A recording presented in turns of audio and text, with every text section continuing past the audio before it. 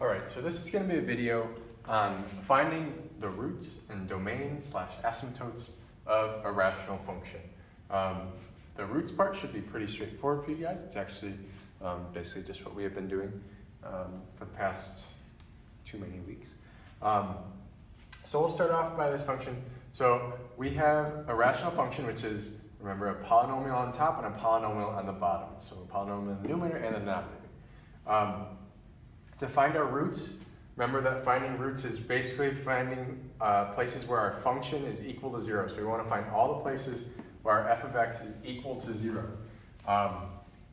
The only way that a function can be equal to 0 is if the numerator at some point is equal to 0. So when we are finding roots, to find roots, we set the numerator equal to 0 and solve. Okay, to 0 and solve. Okay. So if I do this, I'm going to simplify or factor my numerator just to make it a little bit easier for myself. So I have x squared plus 6x plus 8. This should factor to x plus 4, x plus 2. This is all over x minus 5, x plus 7, x plus 2. Okay, so if I'm setting my numerator equal to 0, I want to find the places where just this becomes 0. So I want to find the places where x plus 4 times x plus 2 is equal to 0. And all this is just finding basically the roots, like we have been doing to this polynomial.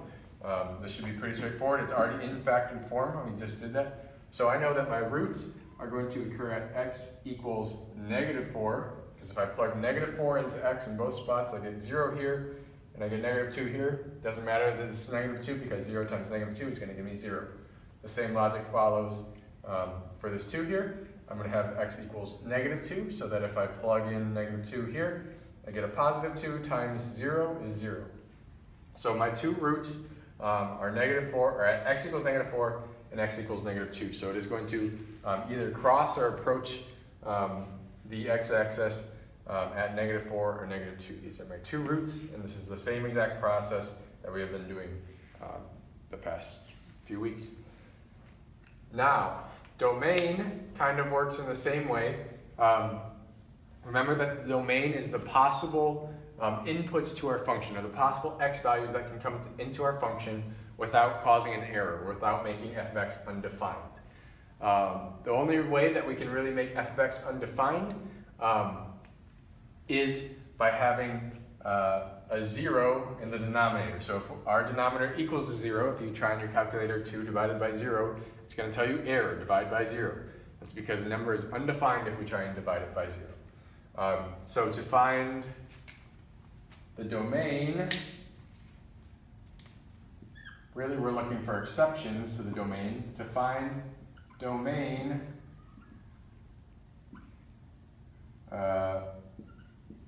actually let's say, so to find asymptotes, so at any point that there's an asymptote means that the domain is not, it is not part of the domain. So we'll say define asymptotes. These are vertical asymptotes. To find asymptotes, we set the denominator equal to 0. So this is just the same process except instead of doing it to the numerator, we're going to do it to the denominator. To the denominator equal to 0. And solve. Okay? So in the same thing, I'm going to now look at x minus 5, x plus 7, x plus 2. I'm going to say I know that that this whole function is going to be equal to 0. I can make this 0 by setting x equal to 5, x equal to -7, or x equal to -2. So I'm going to have vertical asymptotes at these points. That means that x cannot be, this means that x cannot be 5, -7, or -2, which means for my domain is all real numbers. That's what this R symbol means, except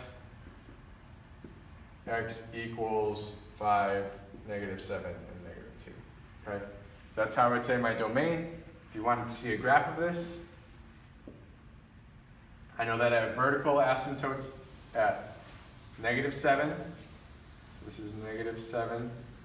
A vertical asymptote at -7. I have vertical asymptote at -2. I have one at 5.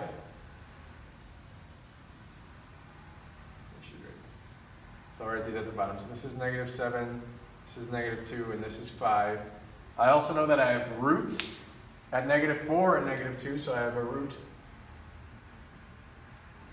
Oh, hold on. Well, okay. So I have a root here at -4 and a root here at -2.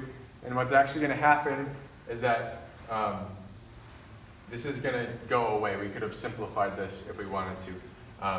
We won't worry about that right now. So that's your root. And your function would end up looking like this, actually. It would look like this. It would approach. Sorry. It would approach your points here. And it would look something like that. I don't know. Anyway, the most important part, I messed up a little bit here with the graph a little bit, but don't worry about that. So what we need to focus on to find roots of a rational function, we set the numerator equal to 0, and that's actually the case for every type of function. And to find domain, or to find the asymptotes, to help us find the domain, we set the denominator equal to 0 and then solve. And then our domain is all real numbers except those numbers that we found were asymptotes.